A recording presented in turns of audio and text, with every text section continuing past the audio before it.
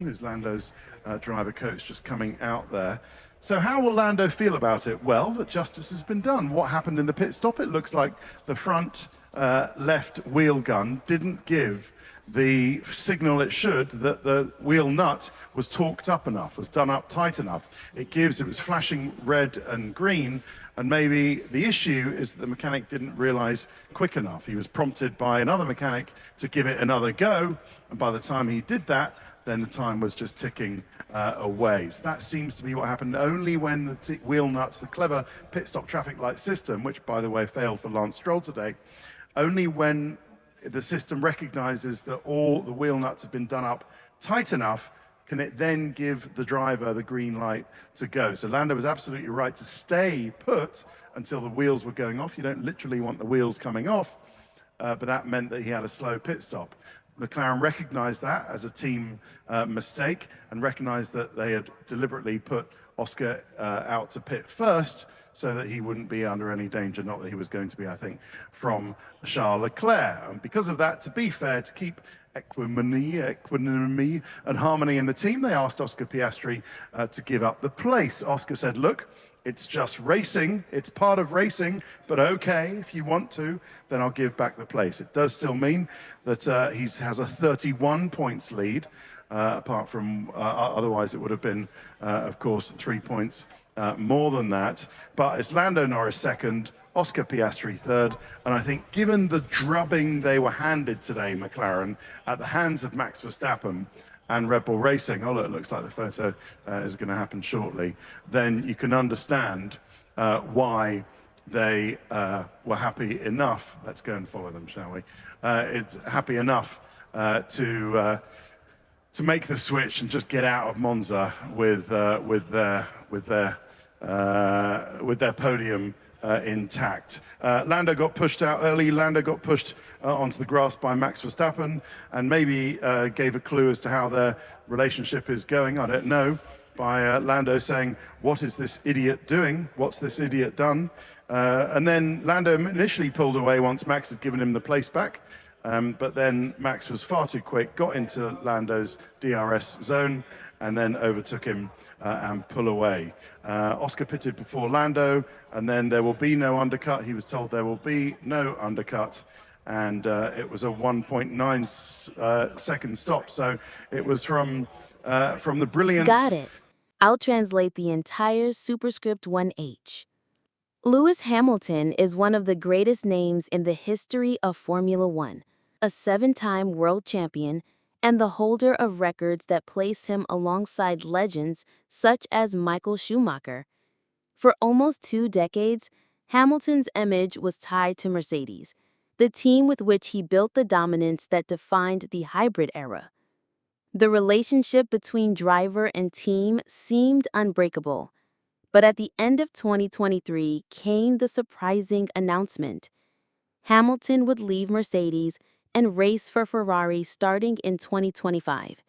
The decision was met with enthusiasm from the Italian team's fans and created expectations about the possibility of the Briton achieving his long-awaited 8th world title wearing the most famous red in motorsport. Reality, however, proved far more complex than the initial narrative.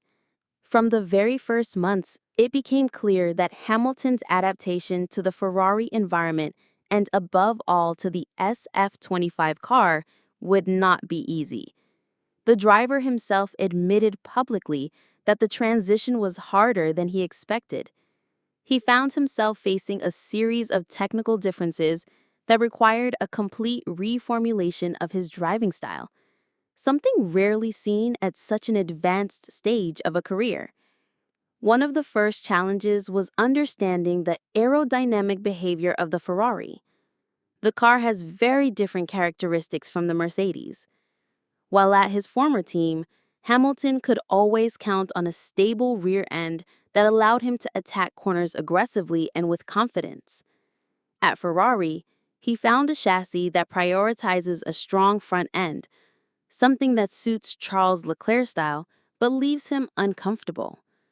Hamilton feels the rear sliding under braking and corner entry, which forces him to adopt a style that is not natural to him. This difference in aerodynamic philosophy became an obstacle that cannot be solved in just a few races. Another key factor lies in the braking system. For years, Hamilton used components supplied by Carbon Industry at Mercedes, but at Ferrari, the standard is Brembo. To the casual viewer, this might seem minor, but for a Formula One driver, it represents a massive change. Braking points, pedal sensitivity, wheel lockup tendencies, and even optimal temperature ranges are all different. Hamilton revealed in interviews that he had to relearn how to interpret the car's behavior at every corner, something that requires time and patience. The adaptation was also complicated in terms of technology. Hamilton described how strange it was to deal with different software, with buttons on the steering wheel in new positions, and electronic commands he did not yet master the way he did at Mercedes. In a championship where details measured in tenths of a second decide victories and defeats, being completely comfortable with the machinery is fundamental. The driver himself admitted that he still does not feel fully at one with the car, although he says with each race, the sensation of connection improves. Inside Ferrari, the atmosphere was not as welcoming as fans imagined. Team principal Frederic Vasseur admitted that both he and Hamilton underestimated the difficulty of the process. Ferrari expected that the champion's experience and talent would accelerate the adaptation, but it quickly became clear that the change would demand a much longer period. His long pass at Mercedes, with 18 years under the same philosophy of work, left deep marks. Leaving that comfort zone and diving into a new culture was almost like starting over. Some voices within the paddock helped to increase the pressure. Former drivers and analysts highlighted that Ferrari might not be the ideal environment for Hamilton at this